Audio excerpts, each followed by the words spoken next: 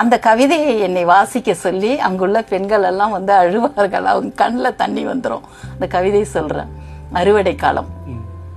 அள்ளுபகல் உழைப்பவளை அடிக்க கைய நீட்டாதையா, சீக்கிரமா சமைச்சு தர சிடுசிடுன்னு பேசாதையா, கழுத்தை கட்டி தூங்குகிற கண்மணிக்கு ஆதரவா துணி மூட்டை தலையணைய துணையாக சேர்த்து வச்சு உங்களுக்கு முன் எழுந்து உழைப்பவளை வையாதையா, கஞ்சி கொஞ்சம் ஊத்திக்கிட்டு கதிரறுக்க போகும்போது கோழி கூட கூவுதில்ல, கொடுமையை நான் என்ன சொல்ல, கொட்டுகிற பனியில குனிஞ்சி அறுக்கையில அடிவயிறும் நடுங்குதையா, ஆரிடத்தில் இதை சொல்ல, புள்ளகுட்டி போதும்னு பண்ணிக்கிட்ட ஆபரேஷன் கதிரை அள்ளி போட்டு தூக்கையில முள்ளு போல குத்துதையா, மூச்சு விட திணறுதையா, காலையில போகையில கஞ்சி தண்ணி குடிச்சானோ, பள்ளிக்கூடம் போன மகன் பத்திரமா இருப்பானோ, கண்ணான அவனை எண்ணி கண்ணும் தண்ணி வெடிக்குதையா, களத்துல கட்டுடைத்து கச்சிதமா நெல்லுதிர்த்து காத்து ஒரு நேரம் பார்த்து தூத்தி முடிக்கும் முன்னே கண்ணுல விழுந்த தூசை நின்னெடுக்க நேரம் ஏது, கொட்டி குமிஞ்ச நெல்லில் கொடுத்த கூலி வாங்கிக்கிட்டு குறுகலான வரப்பு வழி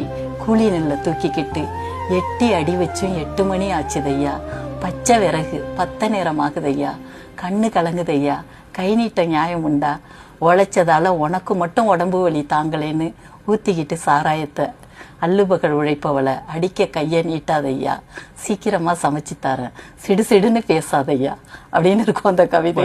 இந்த கவிதை கேட்கிறப்ப எங்களுக்கும் வந்து அழுகை ஏற்படுதுமா. ஆமா, அந்த அதை வந்து என்ன எங்க நான் கிராமத்துல இருக்கும்போதே இதை எழுதிட்டேன். என்னை வந்து வாசிக்க சொல்லுவாங்க, பள்ளிக்கூடத்து பாப்பா அப்படின்னு கூப்பிடுவாங்க ஜனங்கள்லாம். நீங்க இந்த கவிதையை சொல்லுங்க பாப்பா, எப்படிமா இப்படி எழுதுனீங்க அப்படிலாம் கேட்பாங்க.